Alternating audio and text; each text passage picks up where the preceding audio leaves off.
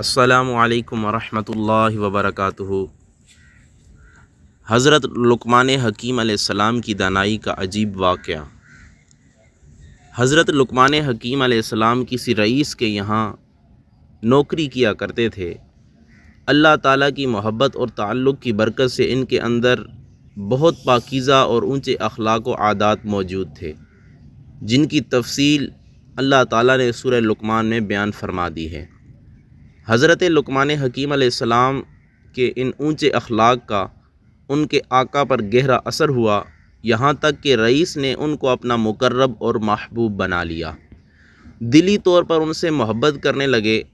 پھر اس رئیس کا معمول ہو گیا کہ ہر نعمت کھانے سے پہلے حضرت لقمان حکیم علیہ السلام کی خدمت میں پیش کیا کرتے تھے، اور جب لقمان علیہ السلام سیر ہو کر کھا لیتے تو بچا ہوا یہ رئیس کھایا کرتا تھا۔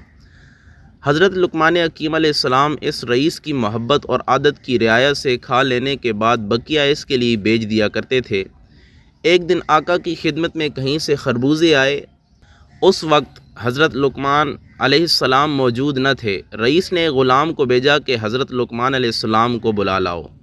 حضرت لقمان علیہ السلام تشریف لائے تو رئیس نے اپنے ہاتھ سے اس خربوزے کو کاٹا اور اس کی کاشیں بنائیں، اور ایک ایک کاش محبت سے کھلاتا جاتا تھا، اور دل ہی دل میں مسرور ہو رہا تھا کہ میری اس محبت کا ان پر گہرا اثر پڑ رہا ہوگا۔ حضرت لقمان علیہ السلام نے خوشی خوشی ہر کاش کھا لیتے کھا لیتے اور شکر بجا لاتے، یہاں تک کہ 70 کاشیں کھا لیں اور ایک کاش باقی رہ گئی۔ تو اس رئیس نے کہا کہ اس کو میں کھاؤں گا تاکہ دیکھوں کہ یہ خربوزہ کتنا شیریں تھا۔ یہ کہہ کر اس نے کاش کو منہ میں رکھا ہی تھا کہ اس کی کرواہٹ سے زبان کی نوک سے حلق تک آبلے پڑ گئے، اور 1 گھنٹے تک بے ہوش رہا۔ جب افاقہ ہوا تو حضرت لقمان علیہ السلام سے عرض کیا کہ اے میرے پیارے، آپ نے کس طرح اس خربوزے کو حلق سے نیچے اتار لیا، اور اس عذاب کو کس طرح لطف سمجھا؟ جب ایک کاش کھانے پر مجھ پر یہ بلا آئی تو 70 کاشوں کو آپ نے کس طرح برداشت کیا؟ حضرت لقمان حکیم علیہ السلام نے ارشاد فرمایا کہ میرے آقا، آپ کے مبارک ہاتھ سے سینکڑوں نعمتیں کھائی ہیں، جن کے شکر کے بوجھ سے میری کمر جھک رہی ہے۔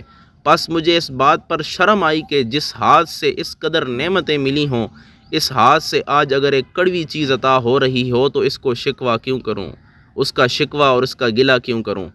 اے میرے آقا، مٹھاس عطا فرمانے والے آپ کے ہاتھ کی لذت نے اس خربوزے کی کڑواہٹ کو مٹھاس میں تبدیل کر دیا تھا۔